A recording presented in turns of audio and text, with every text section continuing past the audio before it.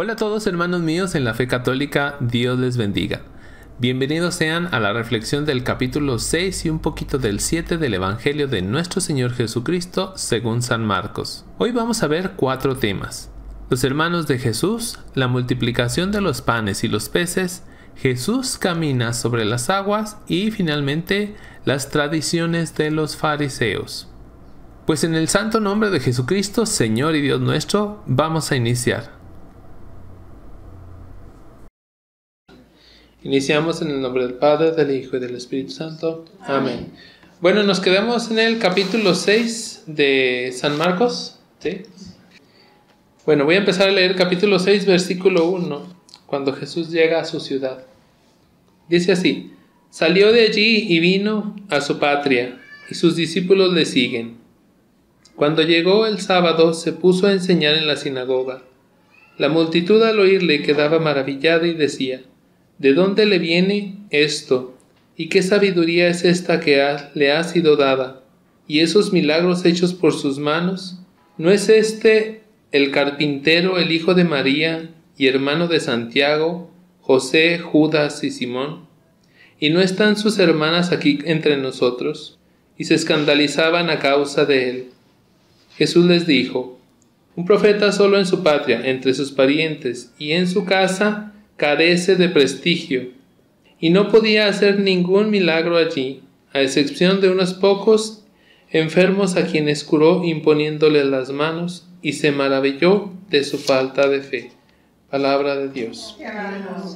A ver, llega a su pueblo, sí, a Nazaret, y resulta que, como decían, y ahorita lo vamos a comentar eso, que a este lo conocemos, este es el hijo del carpintero, el hijo de José y María. Quiero comentar algo que a veces se presta mucho a la confusión del católico. Lo vuelvo a leer, dice, es el versículo 3. ¿No es este el carpintero, el hijo de María y hermano de Santiago, José, Judas y Simón? Da 4 nombres, ¿sí? ¿Y no están sus hermanas aquí entre nosotros? O sea, por lo menos tiene 2 hermanas. ¿Sí? Porque habla en plural, pueden ser más. Dicen los protestantes: mire, ya ve, María, sí, tuvo más hijos. ¿Tuvo por lo menos cuántos? 6. Y no tuvo poquitos, tuvo 6 hijos. ¿Qué les dicen ustedes cuando les preguntan eso? Si es que se los han preguntado. No, yo una vez sí les dije, porque me dijeron que tenía, bueno, digo, ¿y si los tuvo qué? Podría uno decir, bueno, pues si tuvo o no tuvo, pues no pasa nada. No, sí pasa. Sí pasa mucho. A lo mejor para uno pues no es importante, pero primeramente porque no los tuvo. Entonces, si yo a ustedes vengo y les achaco 6 hijos que ustedes nunca tuvieron, pues ustedes no van a estar muy a gusto, ¿verdad? María no los tuvo, ¿no? La virginidad de María es muy importante, no para María, para Jesús. Sí. Es por Jesús, no por María. Pero ahorita sí, brevemente voy a tratar de explicarlo, ¿no? ¿Cómo le hago yo para no complicarme con ellos y para que ellos entiendan que están mal? A veces no lo entienden, pero bueno.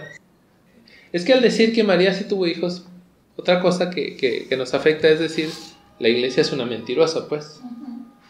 Todos los católicos le creen a una iglesia mentirosa. Pero bueno, primero aquí no dice nunca hijos de María, y en toda la Biblia jamás dice hijos de María. ¿Qué es lo que sí dice? Hermanos de Jesús. Ellos tienen una palabra para hermano, pero esa misma palabra significa primo, tío, pariente, el de la misma ciudad, el de la misma religión, el del mismo trabajo. Entonces usan una palabra para muchas cosas. Lo que yo hago, les digo, les doy una cita bíblica. Aquí la traigo, de hecho. Es Gálatas 1:19. La voy a leer. Dice San Pablo, ¿no? Está escribiendo y dice, voy a leer desde el 18. Luego de estar allí 3 años, subí a Jerusalén para conocer a Cefas. Cefas es Pedro. ¿Sí? ¿Se acuerdan? Que le cambia el nombre de Simón. Se lo cambia a Cefas, que significa piedra, o sea, Pedro. Para conocer a Cefas, y permanecí allí 15 días en su compañía. Y no vi, dice, a ningún otro apóstol sino a Santiago. O sea, de los 12 apóstoles, aparte de Pedro, vea a Santiago. el hermano del Señor. Entonces dice el protestante, ya ve, es hermano de Jesús. A ver, entonces si es hermano de Jesús, ¿de quién es hijo? Pues de María y José. Así le dicen a uno, bien seguros. Pues de María y José, pues ya ve, hasta me acaba de dar la razón. Pero fíjense por qué. La persona está segurísima de que yo le di la razón. Ya ve, Santiago es su hermano. Porque aquí decía, el primero que mencionaba era Santiago. Voy a leer Mateo 10:2. Va a dar la lista de los 12 apóstoles. Dice así: los nombres de los 12 apóstoles son estos. Primero, Simón, llamado Pedro, y su hermano Andrés. Santiago, el de Zebedeo, es decir, Santiago, hijo de Zebedeo. Ay, pues no, que era José. Y se quedan así como que, no, es que, no saben qué decir. Pero habrá otro más listo que va a decir, pero había 2 Santiagos entre los apóstoles. Pero vamos a seguir leyendo. Dice, y su hermano Juan, Felipe y Bartolomé, Tomás y Mateo el publicano, Santiago, el hijo de Alfeo. Hay 2 Santiagos. ¿Y cuántos de ellos son hijos de José? Ninguno. ¿Son hermanos de Jesús? Sí, pero no de sangre. Entonces, cuando ven que ninguno de los 2 Santiagos es en realidad hijo de José, lo que les queda decir es, no es que a lo mejor María tuvo hijos con otro señor. Pues ya. Entonces uno debe tener esa certeza de que no los tuvo. María es virgen antes, durante y después del parto. Eso para que no nos quede la duda. Por eso quería tocar este tema, ¿no? Para que siempre tengamos esa certeza de que María es virgen. Y eso es importante, no me voy a meter mucho, pero es importante más para Jesús que para María. Nada más por eso quería tocar esa partecita del Evangelio. Y otra también muy interesante es cómo uno en su propia casa le cuesta mucho trabajo. A Jesús le costó muchísimo en su pueblo. No, yo lo conozco. Y uno también quiere hablar de Jesús en la casa de uno. Cómo le cuesta trabajo. Lo hacen menos, o parece que no les importa, o lo quieren avergonzar a uno. O le echan en cara cosas malas que uno ha hecho también. Por eso es bien difícil. Y si a Jesús le fue difícil hablarle a sus parientes, a sus vecinos, de Dios, evangelizar, pues para nosotros también va a ser bien difícil.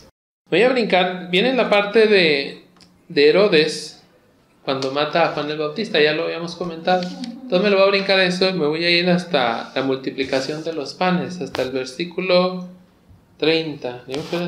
Dice así: los apóstoles se reunieron con Jesús y le contaron todo lo que habían hecho y lo que habían enseñado. Él entonces les dice: vengan también ustedes aparte a un lugar solitario para descansar un poco. Pues los que iban y venían eran muchos y no les quedaba tiempo ni para comer. Era tanto lo que hacían ellos, ya no solo Jesús, sino también ellos, que no tenían tiempo para comer. Era tanto su trabajo, era tanta la gente que ya lo seguía para donde fueran, ya pueblo que fuera, ahí tenían un montón de gente. Exacto, pero muchísima gente. Dice, y se fueron en la barca aparte a un lugar solitario, pero les vieron marcharse y muchos cayeron en cuenta y fueron allá corriendo a pie de todas las ciudades y llegaron antes que ellos. O sea, dijeron, vámonos allá. Ya cuando llegaron ya estaba lleno de gente. ¿Sí? Pero allá llegaron por las escaleras. Otra vez, no los dejaron descansar. No los dejaban comer, etc. Entonces dice 34. Y al desembarcar vio mucha gente. O sea, cuando llegaron ya estaba lleno ahí. Sintió compasión de ellos. Yo creo que, en mi caso, a lo mejor había dicho, híjole, ya están aquí otra vez. Ya como ponen como dan lata. Él no. Él sintió compasión. Se le movía su corazón de ver tanta gente necesitada. Hambre, necesidad, estaban enfermos, estaban solos. Como ovejas sin pastor, dice él, ¿no? Pues estaban como ovejas que no tienen pastor, y se puso a enseñarles muchas cosas. Era ya una hora avanzada cuando se le acercaron sus discípulos y le dijeron: El lugar está deshabitado y ya es hora avanzada. Despídelos para que se vayan a las aldeas y pueblos del contorno a comprarse de comer. Él les contestó: denles ustedes de comer. Ellos le dicen: ¿vamos nosotros a comprar 200 denarios de pan para darles de comer? Él les dice: ¿cuántos panes tienen? Vayan a ver. Después de haberse cerciorado, le dicen: 5 y 2 peces. Entonces les mandó que se acomodaran todos por grupos sobre la hierba verde, y se acomodaron por grupos de 100 y de 50. Y tomando los 5 panes y los 2 peces, y levantando los ojos al cielo, pronunció la bendición, partió los panes y los iba dando a los discípulos para que se los fueran sirviendo. También repartió entre todos los 2 peces. Comieron todos y se saciaron, y recogieron las sobras, 12 canastos llenos, y también las de los peces. Los que comieron los panes fueron 5,000 hombres. ¿Cómo le habrán hecho? La otra vez decía un sacerdote, que no es cierto, porque aquí no dice eso.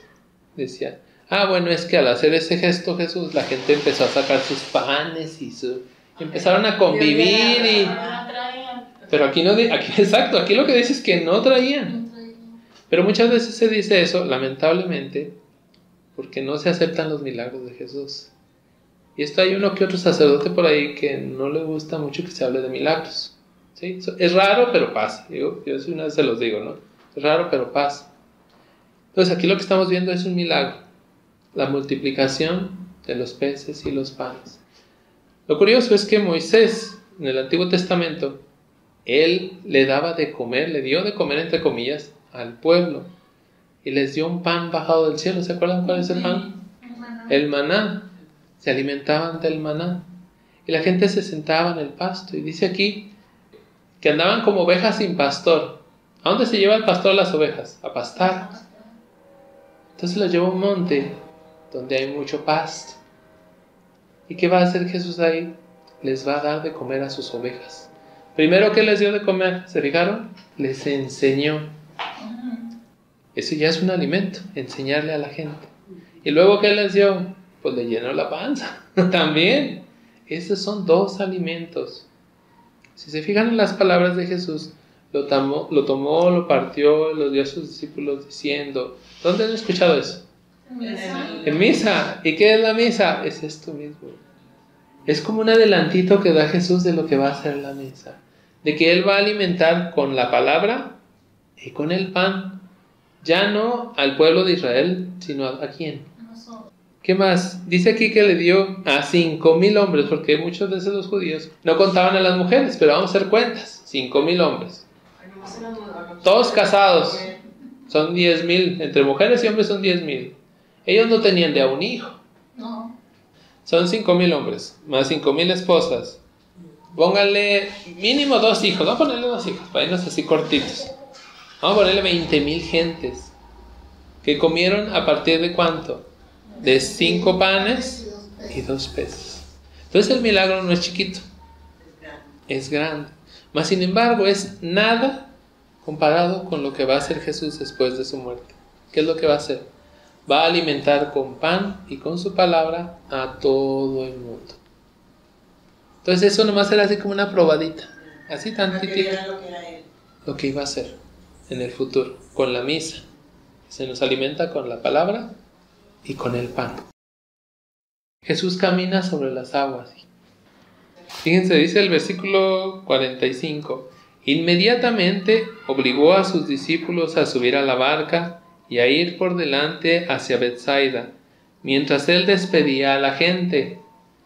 Fíjense cómo ya agarró la barca, ya no se baja, ¿se han fijado? Bueno, sí se baja, pero ya era su medio de transporte. ¿Y qué dijimos que representa la barca, Pedro? La iglesia.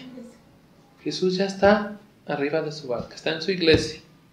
Y de ahí se mueve para todos lados. No cualquier iglesia. La barca de Pedro, donde está Pedro gobernando, donde el capitán es Pedro. ¿Y por qué decimos que nuestro capitán es Pedro también nosotros?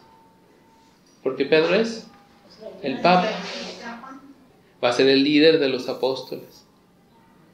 Pero fíjense cómo ellos Les dice Jesús, súbanse a la barca y váyanse. Y pues ellos muy obedientes, ¿verdad? No sabían lo que les esperaba. Muy obedientes, pues se suben y se van. Pero él se queda despidiendo a la gente. Todavía las despide. Tal que los cura, les hace milagros, les da de comer, les enseña. Todavía los despide.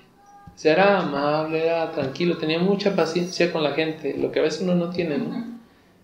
Y dice, después de despedirse de ellos, se fue al monte a orar. O sea, ellos se fueron al mar y él se subió al monte. Tomaron direcciones distintas. ¿A qué va Jesús siempre al monte? A orar. Dice, al atardecer estaba la barca en medio del mar y él solo en tierra. Viendo que ellos se fatigaban remando, pues el viento les era contrario, hacia la madrugada, viene hacia ellos caminando sobre el mar y quería pasarles de largo. Dice aquí que ya llegó la madrugada y que el viento les viene contrario. ¿Qué significaría eso? Pues que se van a cansar, que es muy difícil. Para que no vaya. Y fíjense, acuérdense de que la barca de Pedro es la iglesia. Eso siempre le va a pasar a la iglesia. La iglesia lleva una dirección y el mundo lleva otra dirección opuesta. Por eso chocan. Por eso es tan difícil que la iglesia avance y por eso la iglesia se mueve despacito, que le cuesta, ¿sí? Pero ellos viéndole caminar sobre el mar, creyeron que era un fantasma y se pusieron a gritar. Me imagino Pedro así grandote, pescador fuertote y gritando. ¡Ah! No me lo imagino. Sí, se asustaron. ¿Qué les entró? El miedo. ¿Cuándo entra el miedo? Cuando se pierde la fe. Cuando se pierde la fe. Les entró el miedo, el temor. Pues todos le habían visto y estaban turbados, pero él al instante les habló diciéndoles, ánimo, que yo soy, no teman. Subió entonces junto a ellos a la barca y se calmó el viento y quedaron en su interior completamente estupefactos. Pero no habían entendido lo de los panes, sino que su mente estaba embotada. ¿Se acuerdan la primera vez que estaban en el mar? ¿Por qué les entró el miedo? Que se les quedó dormido Jesús. ¿Por qué les dio miedo? Porque se les empezó a mover el barco, ¿no? Y como vieron a Jesús dormido, pues más miedo les dio. ¿Y qué decíamos? ¿Qué representa eso para nosotros? No, y aparte que no debemos de dejar que se nos duerma Jesús. ¿Se acuerdan? Sí. Que no se me duerma Jesús en mi familia porque se me hunde la barca. Pero aquí es algo un poquito distinto. Jesús no está en el barco. El primer error de ellos fue subirse al barco sin Jesús. ¿Y qué pasa cuando una familia va navegando sin Jesús? Si una familia no tiene a Jesús, no tiene a Dios con él, con ella, le empieza a entrar el miedo a que su barca se le va a voltear en cualquier momento. Y ven cualquier cosa que se acerca y les entra un terror de lo peor. Porque no tienen fe. A ellos, les digo, su primer error fue que se subieron al barco sin Jesús, lo dejaron atrás. Y así este mundo está dejando atrás a Jesús y se empieza a llenar de miedo. Y la gente se empieza a llenar de miedo y empiezan a pasar cosas feas. El mensaje de Jesús es el mismo siempre. Ánimo. Varias veces lo va a repetir. Ánimo. ¿Por qué le dirá Jesús a alguien que tenga ánimo? ¿O por qué nos diría a nosotros ánimo? Porque nos ve como Desanimados. ¿Y qué es ánimo? Ánimo viene de ánima, viene de espíritu. Entonces le dice Jesús, ánimo, no tengan miedo. No. Fíjense, ya que dice eso, ¿no? Bueno, primero dice Jesús, continúo con lo que estaba. Ánimo, no tengan miedo, yo soy. Entonces Jesús lo que no quiere es que tengamos miedo, que estemos desanimados. El miedo también ayuda a desanimar a la gente. ¿Cómo va Jesús? ¿Qué va haciendo Jesús? Pues caminando. Caminando. ¿Y quién camina sobre el agua? ¿Hay alguien que camina sobre el agua? ¿Jesús? Sobre las aguas, dice el Antiguo Testamento, que el único que tiene poder sobre las aguas es Dios. Y veíamos la semana pasada que el único que tiene poder sobre la vida y la muerte es Dios. Por eso Jesús resucita a la niña. Sí. ¿Qué está diciendo aquí también otra vez? Que Él es Dios. Y dice, no teman, yo soy. ¿Se acuerdan de ese yo soy? Sí. ¿Dónde está ese yo soy? En el monte donde sube Moisés. Le dice, y si me dicen, ¿quién me ¿Quién manda? me manda? Yo soy. Yo soy el que soy. Ese es mi nombre, dice Dios. Y aquí dice Jesús, no teman, yo soy. Y va caminando sobre las aguas. ¿Qué nos está diciendo? Que Él es Dios. Él es el único que puede. Pues ¿quién más puede caminar? Bueno, hubo uno que pudo caminar, ¿se acuerdan? Aunque aquí ya no lo dice. ¿Se acuerdan quién? Que dio 2 pasos nomás. Pedro. Sí. Sí. Hombre de poca fe. Sí, que le dijo, Señor, si eres tú, mándame a que yo vaya también a caminándose contigo. Y dijo, ven. Y empezó a caminar. Dio 2 pasos. Nomás que cuando ve el agua, dice, ah, caray, estoy caminando en el agua. ¡Pum! Ya. Se fue abajo. Dejó de ver a Jesús. Exacto. Perdió la fe. Con fe hasta caminar en el agua, ¿no? Pero bueno, entonces Jesús, ¿qué nos está demostrando? Que Él es Dios. Que solo Él puede tener control incluso sobre las aguas. La semana pasada también veíamos, no, la antepasada, que Él calmó las aguas, ¿se acuerdan? Cuando estaba dormido, Sí. que le dice al viento que se calle, y el viento se cayó, y la barca ya no se movió. Y dicen, pues ¿quién es este? ¿Te acuerdan que decían los apóstoles? ¿Qué les está demostrando otra vez? Es Dios. Pero no se los dice, porque los únicos que saben que es Dios, ¿quiénes son? Hasta aquí. Pedro. No. O sea, los demonios. Los demonios son los únicos que sabían que era Dios. Los apóstoles no saben. Y así como que les va enseñando. O sea, no se la suelta así de golpe, yo soy Dios. No, despacito les va. Vayan viendo, vayan viendo. Más adelante y un poquito más adelante ya les va a decir, les va a aceptar que Él es Dios. Sí, pero ahorita nomás les va enseñando. ¿Quién hace estos milagros? ¿Quién levanta muertos? ¿Quién puede calmar el viento? ¿Quién puede caminar sobre las aguas? Si no solo Dios. Y también hay aquí otro mensaje, ¿no? Dios permite las tempestades.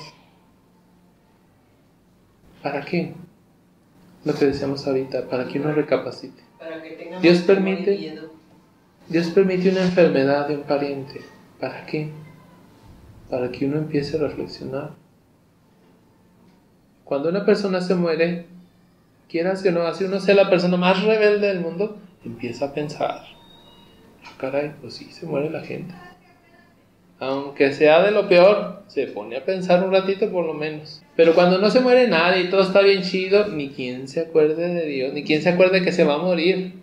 Hasta que llega la muerte, hasta que uno se enfrenta a la muerte, a la enfermedad, al dolor, al sufrimiento, a la escasez, entonces se acuerda de Dios. Lamentablemente, así funciona con la mayoría de la gente. Y por eso Dios permite estas cosas. Por eso Dios permite el dolor. Por eso Jesús muere en una cruz, habiendo pasado un montón de dolor. Para decirnos, miren, yo también acepto el dolor. Y no rechazo mi cruz. También la cargo. ¿Para qué? Para enseñarnos a nosotros. Ese es el mejor libro que nos dejó Dios. Ver la cruz. Ver todo lo que sufrió, todo lo que padeció por mí, por mis pecados. Todo lo que tuvo que pasar. No hay mejor libro que ese.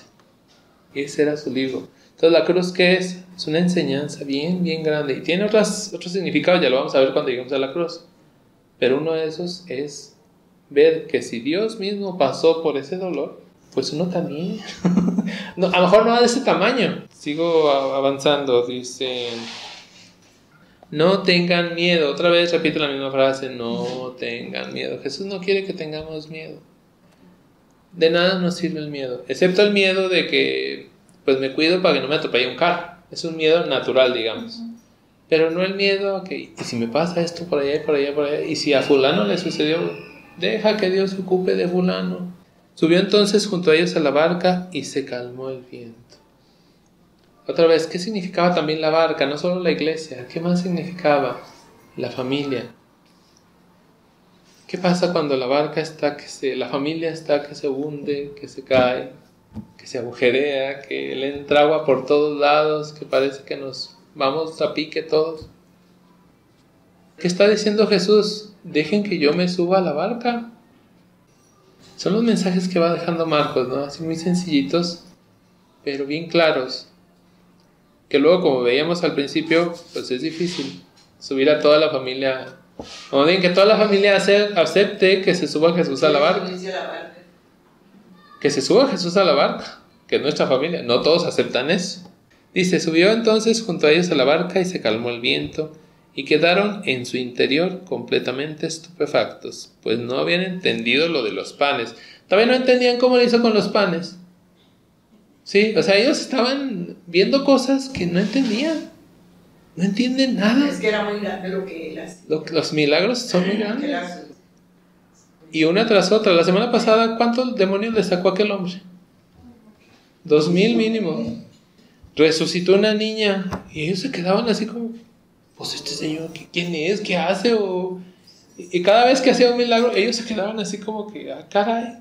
Bueno, termino con esta parte, la de los papás que les decía, ¿no? Dice, terminada la travesía, llegaron a tierra de Genezaret y atracaron. Apenas desembarcaron, le reconocieron enseguida. Otra vez, no les dan chance de nada. ¿Se fijan? Llegan y de volada se les va la gente encima. Recorrieron toda aquella región y comenzaron a traer a los enfermos y en camillas a donde oían que él estaba, y donde quiera que entraba, en pueblos, ciudades o aldeas. Colocaban a los enfermos en las plazas y les pedían que les tocaran siquiera la orla de su manto. ¿Se acuerdan de la mujer lo que tocó? La orla del manto. ¿Qué significa? Que el milagro es esa mujer se hizo, se regó por todos lados. Y ahora todo el mundo ya, con que lo toque tantito ya con eso. Ya todos querían hacer eso. Porque cada uno de estos milagros la gente los regaba por todos lados. Por eso no los dejaban ya descansar. Y cuando los tocaban, quedaban sanados. Termino con esto, ya un poquito al principio del capítulo 7, dice: se reúnen junto a él los fariseos, así como algunos escribas venidos de Jerusalén, y al ver que algunos de sus discípulos comían con las manos impuras, es decir, no lavadas, es que los fariseos y todos los judíos no comen sin haberse lavado las manos hasta el codo, aferrados a la tradición de los antiguos, y al volver de la plaza, si no se bañan, no comen. Y hay otras muchas cosas que observan por tradición, como la purificación de copas, jarros y bandejas.